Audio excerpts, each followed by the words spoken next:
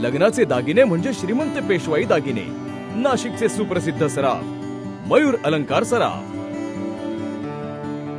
वरखेडा तालुका कळवण येथे आभोना पोलीस स्टेशनच्या हद्दीत मागील अनेक दिवसांपासून बेकायदा दारू विक्री सुरू असून याला वरदहस्त कोणाचा असा प्रश्न विचारला जात आहे। या ठिकाणी दारू पिऊन अनेकांचे संसार उद्ध्वस्त झाले। पोलिसही याकडे अर्थपूर्ण कानाडोळा करीत असतात। यामुळेच महिला व गावातील पंचमंडळी मिळून या बेकायदा दारू विक्री केंद्रावर हल्लाबोल केला।